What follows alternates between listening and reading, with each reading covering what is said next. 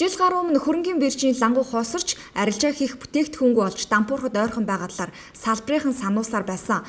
Энэ хугацаанд хөрөнгийн биржийн арилжааны идэх 10 дахин буурсан үзүүлэлтийг дэлгэн харуулсан юм.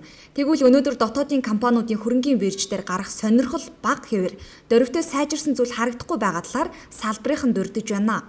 Одоо бидний гол шаардлагатай юм юу гэхээр бирж маань өөрөө сайн лангуй байлаа гэсэн бараатай байх нь хамгийн чухал байна. Өнөөдрийн байдлаар мэдээж нөгөө IPO босгох болон шинээр үн цас гаргах компаниудын хувьд эдийн засгийн хүндрэлтэй байдлаас болоод боломжгүй байгаа хэдий ч он гарснаас хойш манай сан үндэслэл хороонд 3 компани нэмж үн цас гаргахаар хөрөнгө татан төвлөрөх шийдвэр гаргаад ингээд одоо энэ маань хөрөнгөний бирж дээр арилжаалагдах эхлээ явж байгаа. Хөрөнгөний бирж дээр бүтээгдэхүүн алга гэж хөрөнгө оруулагчдын хэлээдсэн тийм үү? Өнгөрсөн жилээс бол нөгөө засгийн газрын үнцаас урж ирсэн шүү дээ манай дээр чинь. Тэгээ арилжаа бол сайн явагдаж байгаа. За хувьцааны хувьд бол нэг ганц 2 компани нэмж үнцаас гарснаас өөр юм одоохондоо байхгүй л байна. Хамгийн гол нь компаниуд маань нөгөө нийтийн макро эдийн засгийн нөхцөл байдал сайжрахыг хүлээгээд байна л да. Хэдийгээр хөрөнгөний зах зээлийн эрх зүйн орчныг шинжилээд жил гаруй хугацаа өнгөрч байгаа ч эдийн засгийн байдал бүхэлдээ сайнгүй байгаа нь хөрөнгөний зах зээлийн идэх сул байх нөхцөлийг бүрдүүлж байна хэмээн салбарын тайлбарлалаа.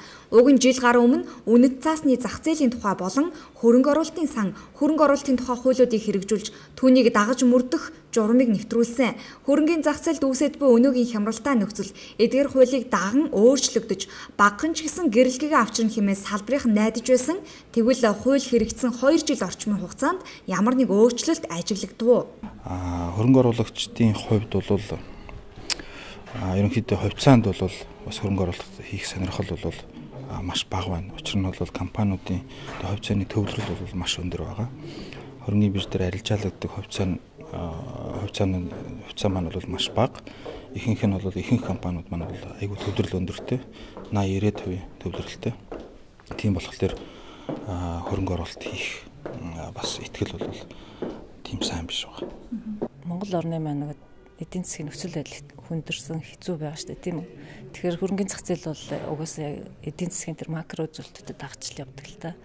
Ер нь одоо бол компаниуд сэргэж эхэлж одоо юу л ажиллагаа нь муудаад байсан компаниуд бол одоо ер нь жигдрэх байдалтай орчин л да эргээд хандах те энэ зах зээл рүү сонирхох хөрөнгө оруулагч нэмэгдэж байна. Бид нар андеррайтеринг компаниуд маань бас заавал ингээд олон нийтэд нээлттэй биш цаагаар нь ингээд бас бэлдээд те одоо зах зээл сайхан болоод эхлэхээр гарахад бэлэн ийм компаниуд бол байна л да.